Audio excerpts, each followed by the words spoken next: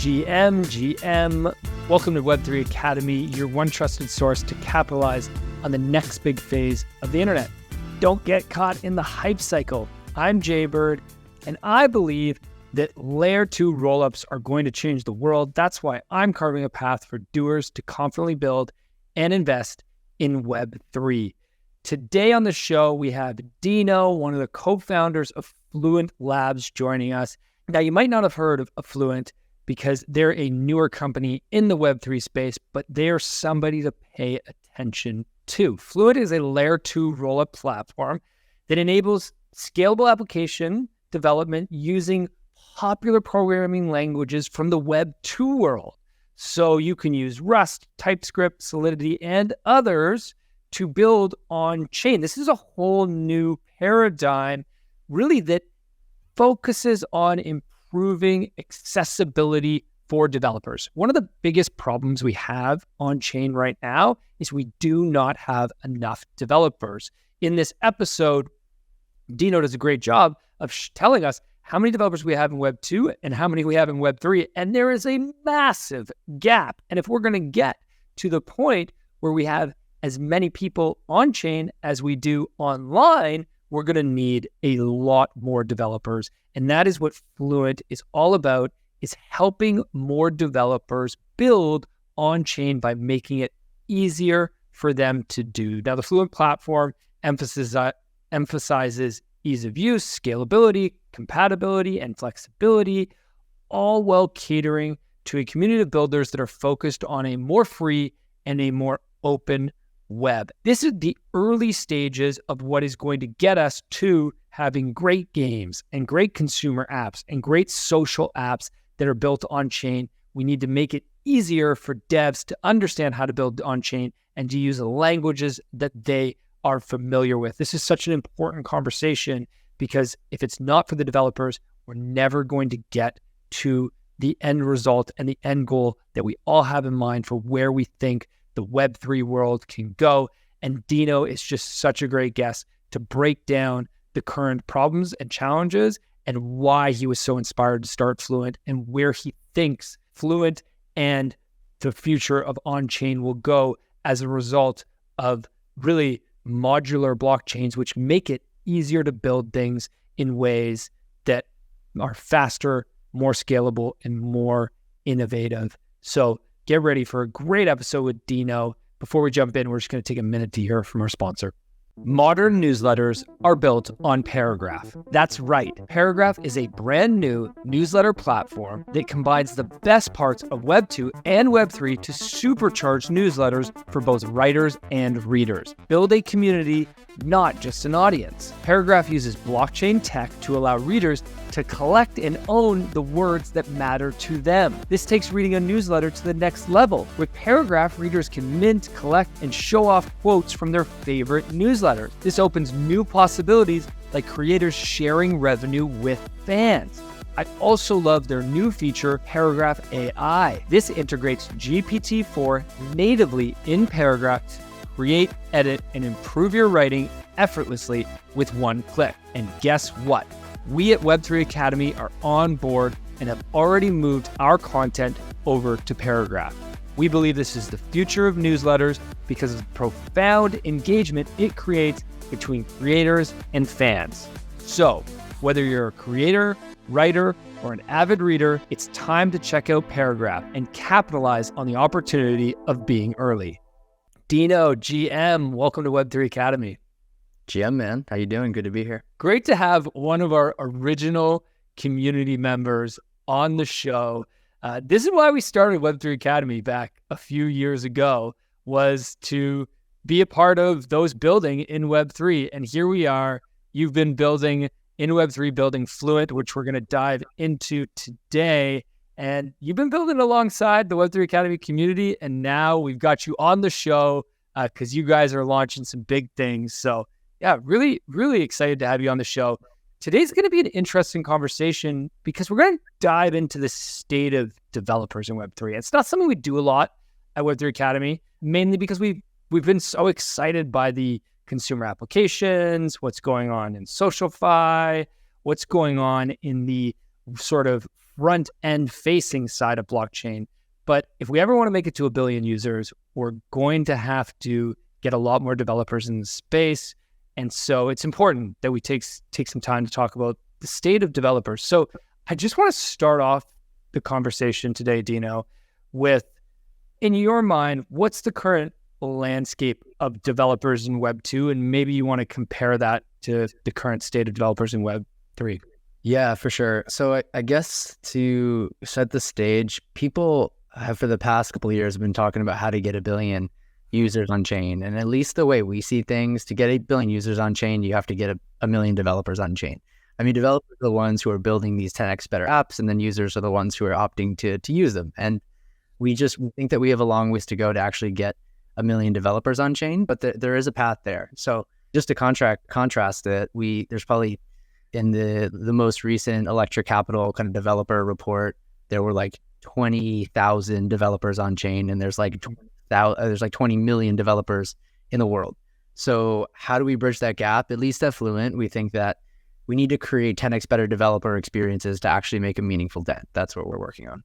So we've got, there's a huge gap. We've got 20,000 on-chain developers, about that, right? Somewhere in that range. Tough to know the exact number. And then we've got about 20 million total developers in the world. Most of those, obviously, 99% working on Web2. What's the roadblock, or what do we need to do? What's required in order for us to get more developers into Web3 and developing on-chain? It's just to ground it. I mean, everyone at this point is aware of Ethereum, right? And they're aware of, all the benefits of building of something on Ethereum. Well, not all the benefits, but the kind of some of the core attributes of building on Ethereum. It's clearly known to be like a desirable destination. It's a well-known brand at this point.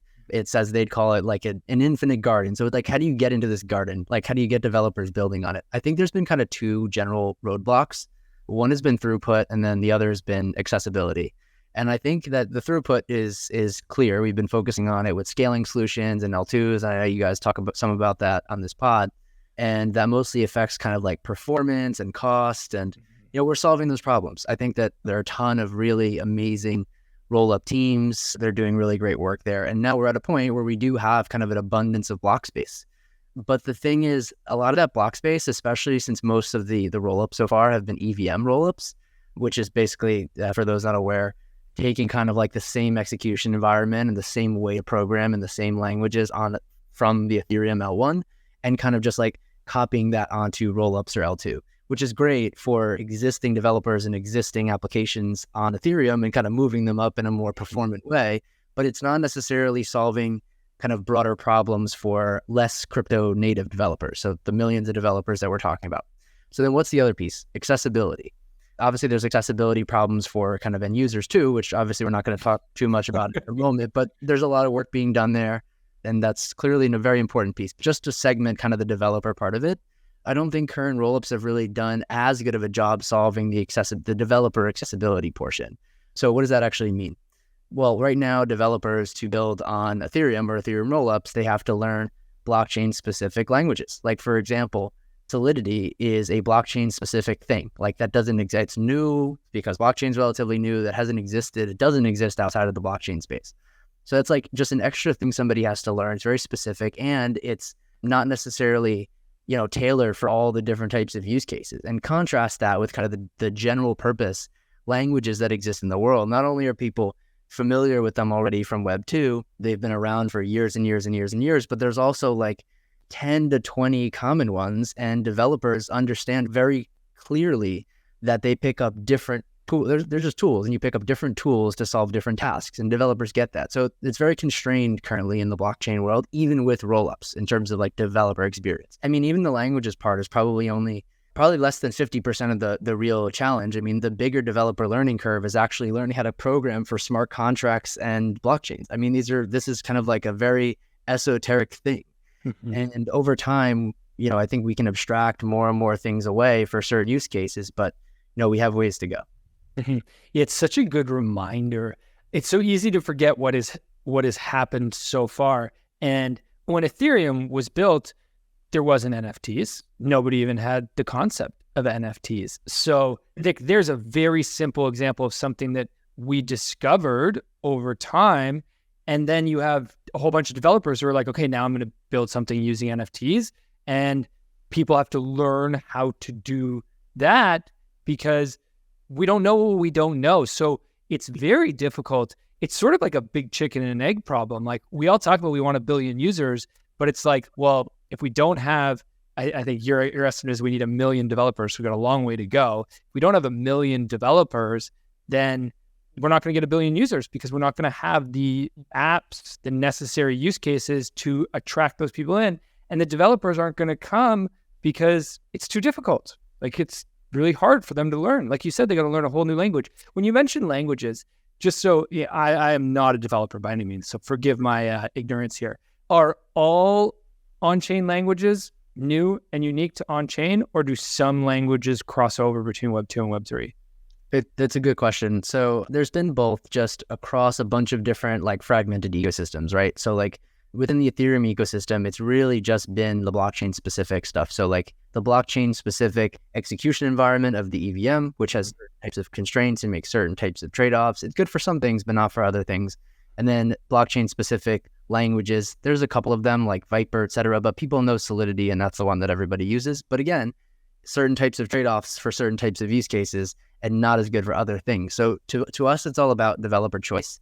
So yeah, to answer your question, there has been other ecosystems that have built using more general purpose languages, like some of the other L1s over the course of the past 5 to 10 years have experimented with more kind of general purpose languages like Rust and TypeScript and C++ and things like that. But that's only one piece of the puzzle, right? Like, I mean, a lot of those ecosystems never really reached like escape velocity on like their core blockchain thing itself. So it's, if you don't reach that escape velocity, it's kind of hard to, that's almost like a prerequisite, and really only like Bitcoin and Ethereum and, maybe Solana that's emerging has really got to that point. So I think it has been tried in a number of different places, but it just makes more sense to do that on top of a blockchain that has already, reached escape velocity and that people want to use. Right. Maybe one thing that would be helpful to just sort of ground this conversation is you've been building for a while now, Web 2 before Web 3. Can you give us an idea of how do builders in the Web 2 world, how do they build? How do they select tools? What are the implications when they are deciding what to build with? Maybe we can use an example there to understand, okay, this is how developers are used to building. Yeah. So then how does that impact the way that they would build in Web 3? Sure, yeah. Let me put this in context from, with how things played out over time in the Web 2 space, right? So, at the beginning when the cloud started becoming a thing, people built in very monolithic design. So you hear probably a lot of talk these days about modular versus monolithic, and now I'm putting in that Web 2 context, but what does that actually mean, right? So, okay, you have Amazon, right, in the early 2000s, and they'll build their OG website, and they got their search function, and then they got their payments function, and then they got their reviews and ratings function or something like that. And the monolithic approach to building this application, which is how they did it originally, is to put it in one big fat like blob of code. And like in a way that seems easier, it's just one big thing. But then when you actually come to scale, it gets much more difficult. And what Amazon found, and what I'm using Amazon as an example, but this actually took over the entire mobile cloud industry. This is how backends are built today. It transitioned from them building this like monolithic code base to build this. You kept taking each of those functions, the core functions, and kind of like separating them to be iterated on, experimented with, updated, troubleshot independently, and scaled independently. So it was way easier for Amazon and a lot of the other kind of like, cloud scale companies to scale their businesses and scale their applications this way. And that ended up just taking over the design space. And then that's what you would now call kind of like a modular architecture. In the cloud, they'll call it microservices, because each of those little things are like tiny little services that are like working in collaboration with each other. That's how apps are built in the backend today. And then what that also enables is from on the developer side of things, it makes it so developers can just kind of pick the best tools for each job, right? So like we talked a little bit about the languages, but it extends all the way down the stack. Like developer can kind of take the database that's like best suited for them. The developer can take, a number of different tools and kind of like stitch them all together. I mean, if you're Uber, you don't have to build the text messaging function when you're just getting started. You can use Twilio. You can just plug it into your app. So even though a lot of people will look at Uber and be like, oh, that's one app, these things are built in a very modular way on the back end. And so ultimately that ends up being much better for developers because you can, take the best tool for what you need to do and make the best possible experience for your users. Right. Yeah. And so does that mean that Web3 is following the same sort of path of we also Onchain sort of started monolithic because we just didn't have all of these modular tools built out yet. In the beginning, there was only Ethereum and it had to do everything on that. And then over time, as more people built more systems and more functions, then there's more pieces built that allow you to pick and choose which piece you want. Like, is that path the same thing happening in Web3? Is that just a natural path of sort of the evolution of software? I think so.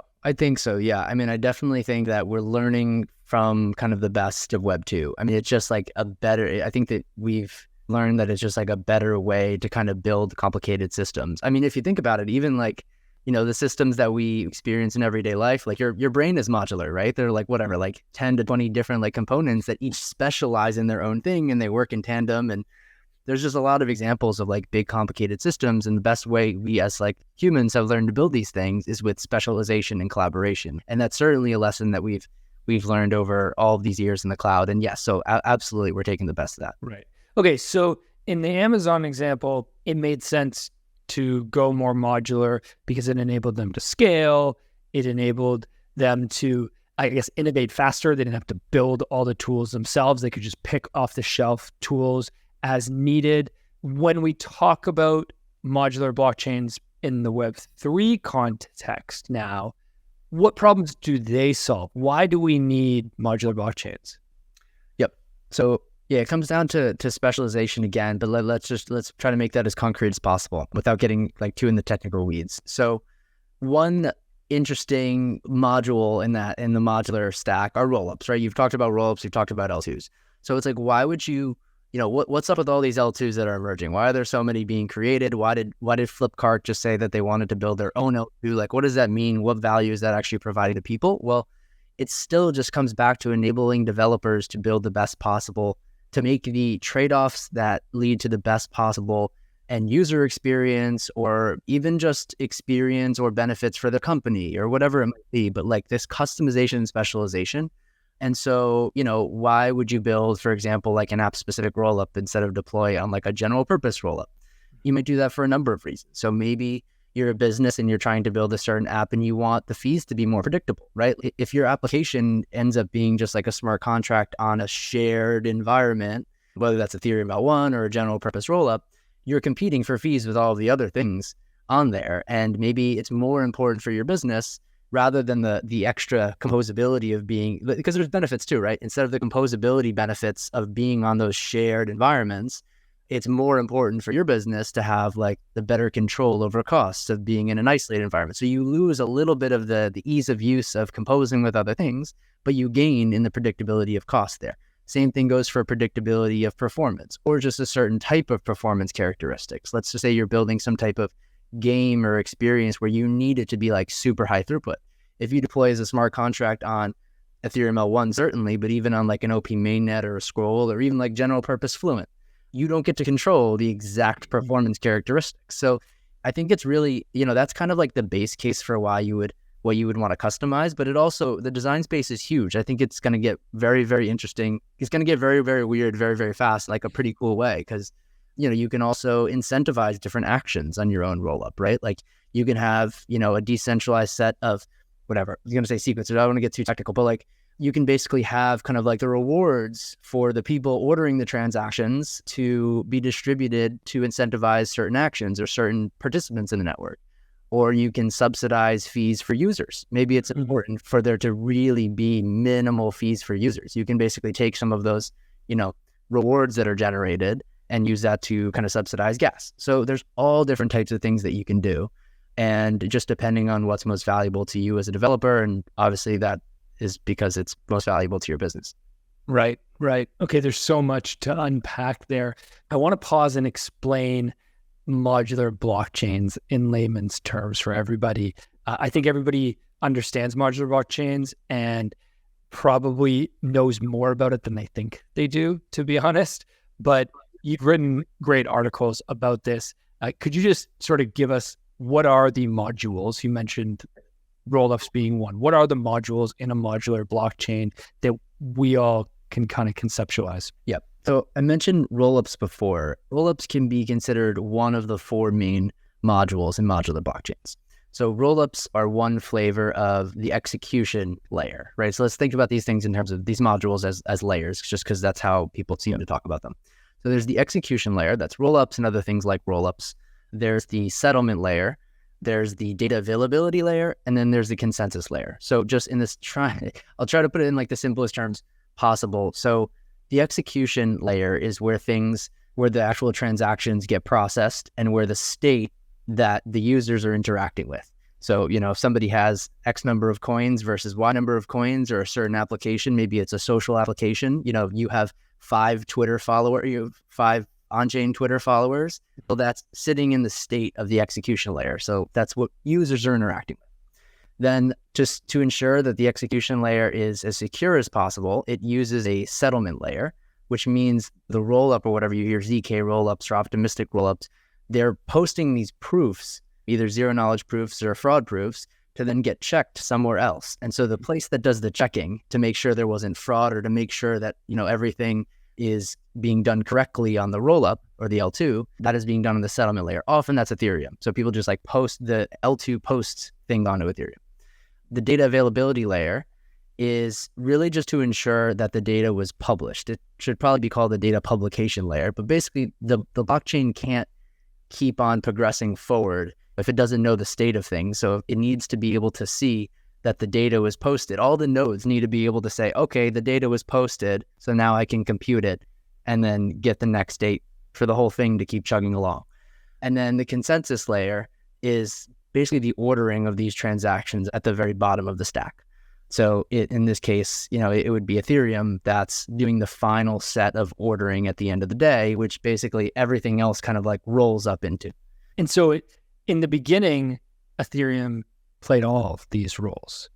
And now over time, Ethereum is slowly being pushed just down to the consensus layer. Long term, do you think Ethereum will just be the consensus layer and then other tools will be the ones that enable these other layers?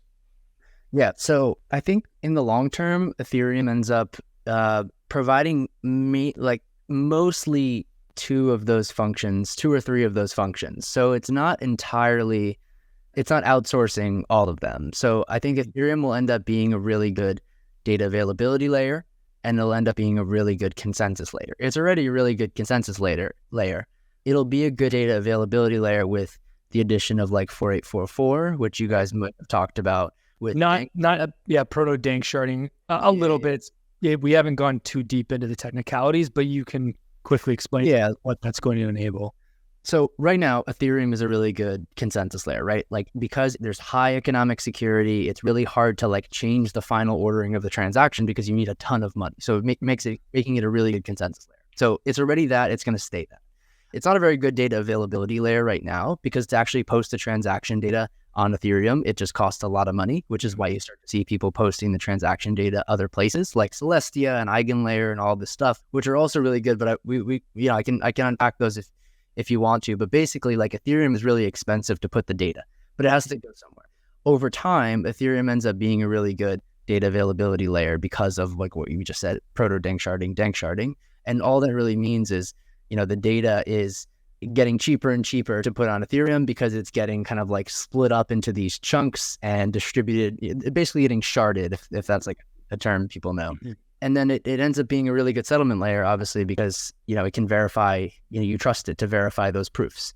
I think it keeps those 3 main functions over time and ends up being really good at those 3 main functions. But that said, there's always, similar to with kind of internet bandwidth, people are always pushing the boundaries of what's possible.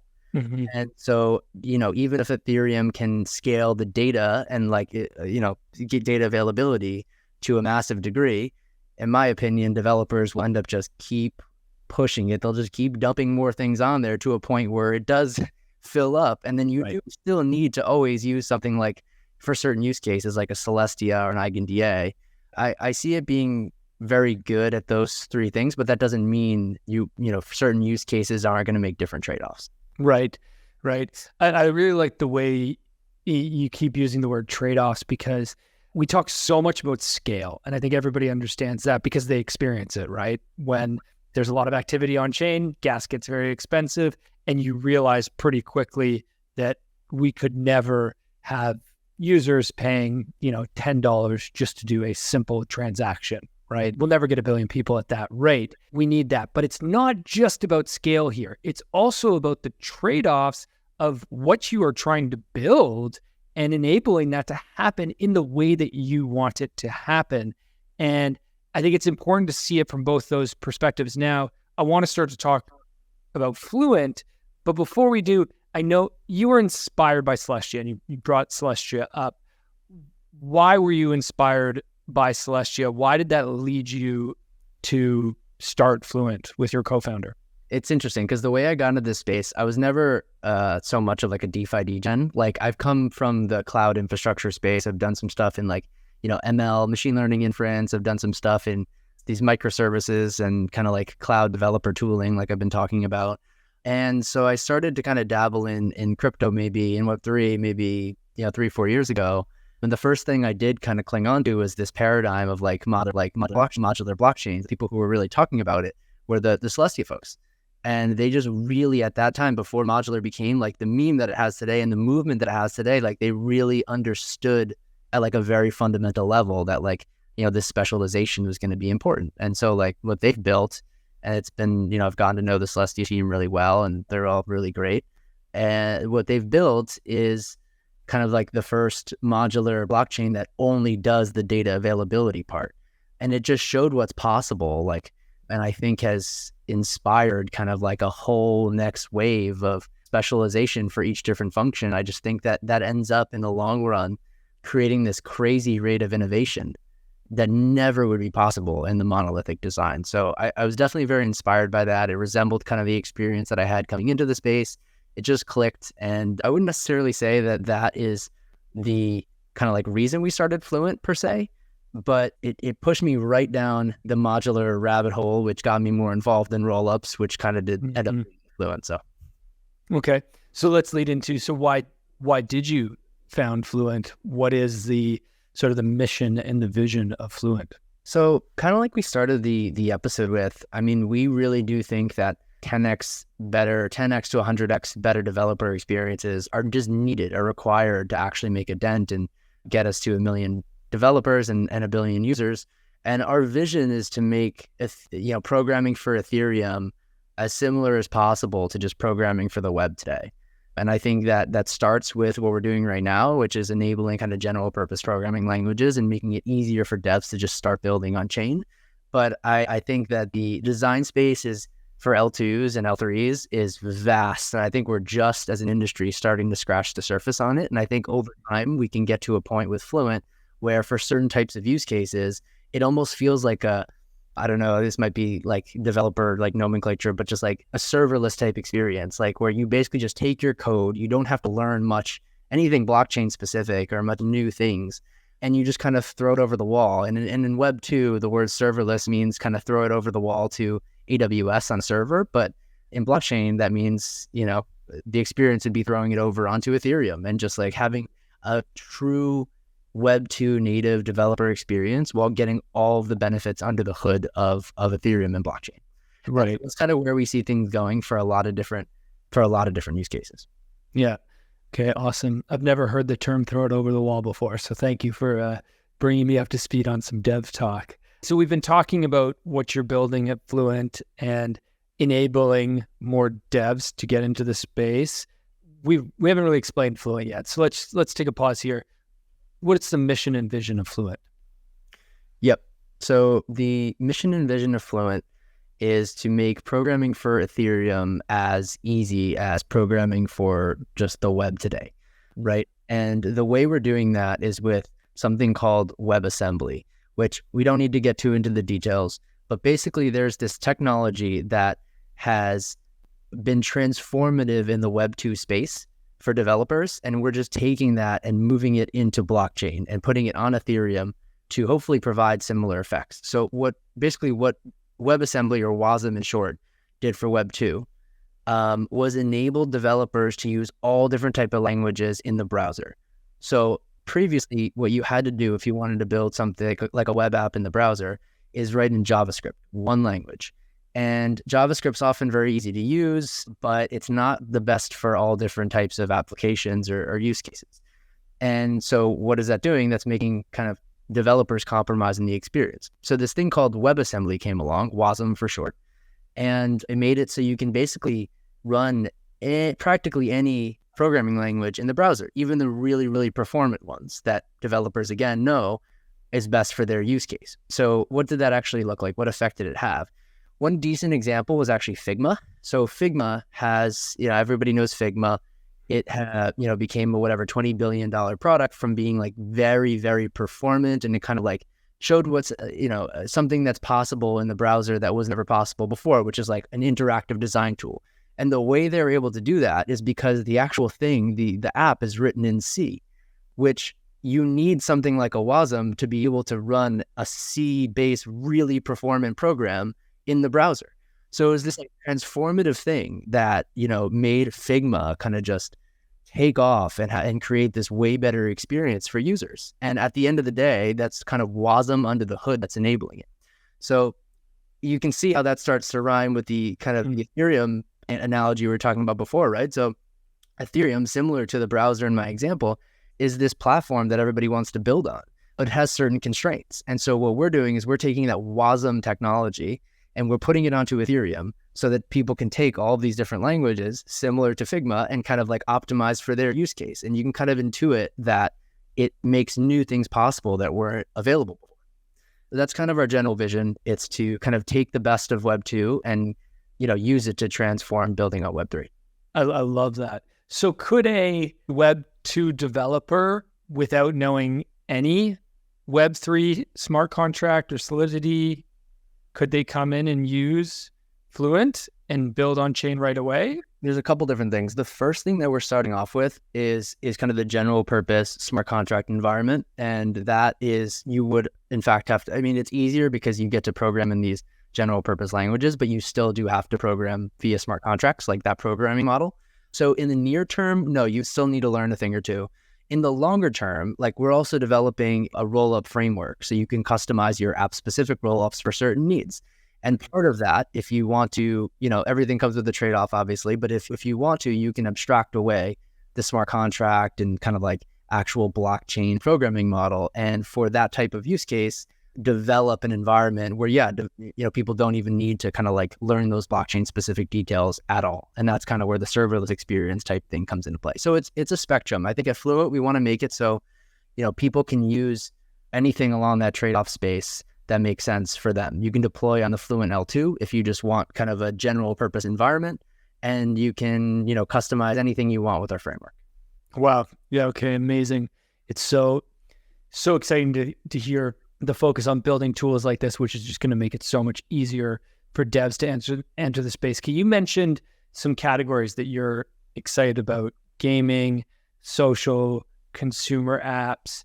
When you say that you're excited about these categories, I assume that's in the context of what you're building at Fluent. Why do these categories need Fluent? What does Fluent enable for these different categories? And you can pick one or talk about all of them if you'd like.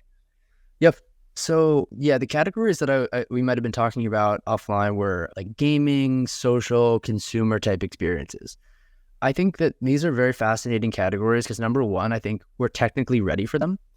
So previously, what we're solving right now is kind of like the scalability and throughput. And, those types of apps typically need much higher scalability and throughput. They're low stakes, right? They're like high performance, low risk when you look at it that way. Like if if we jump from kind of DeFi degens to high stakes institutional like RWAs and stuff like that, which is all really cool, but the stakes are much higher.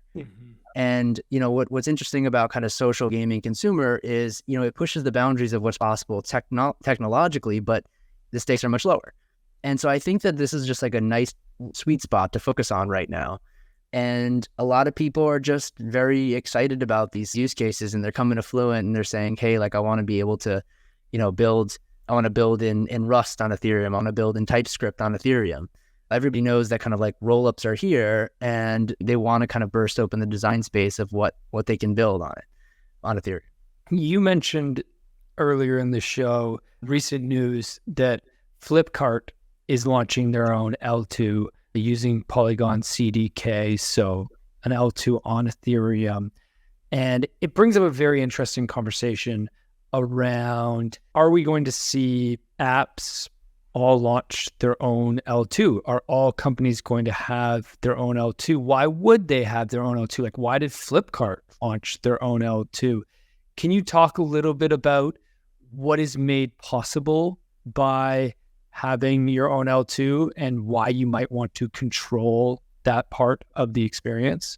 The reason you might want to do that is, as you said, to control different parts. So like maybe one thing that you want to control would be the cost. So maybe you have an application that really needs like the lowest possible fees.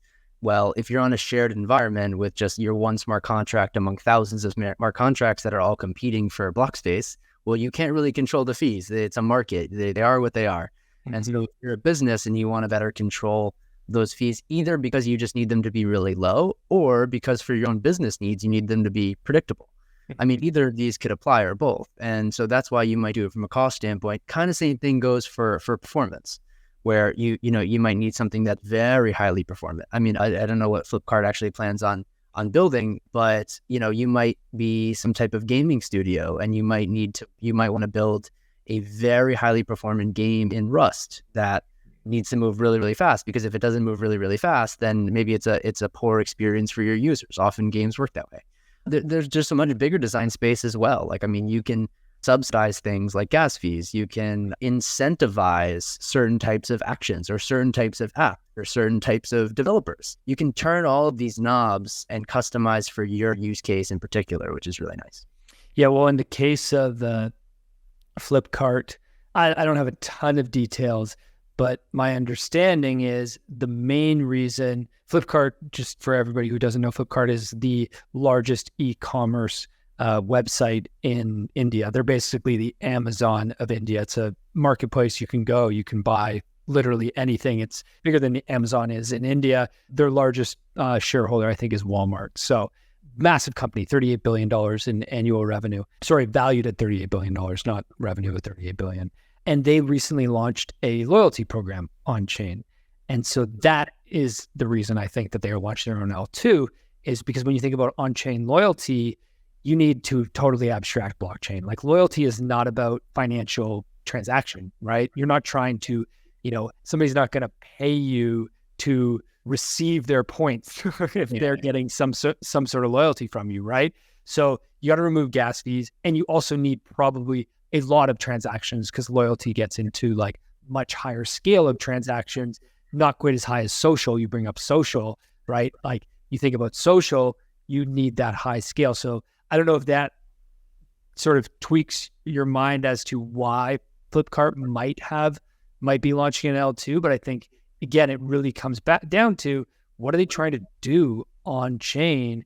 And so far, what most people have been building for on chain is finance DeFi, right? Like, that has been the biggest thing so far, and stable coins, right? A lot around stable coins. We've had lots of building in the other categories that you mentioned, gaming, social, and consumer apps, but we haven't really had any apps take off in that space. I mean, gaming, every month, I swear, I'm like, this is the month that there's going to be a game that goes big. We still haven't had it. Social, starting to have it. Lens, Farcaster, DSO, but none of them have really reached any meaningful scale yet in terms of user.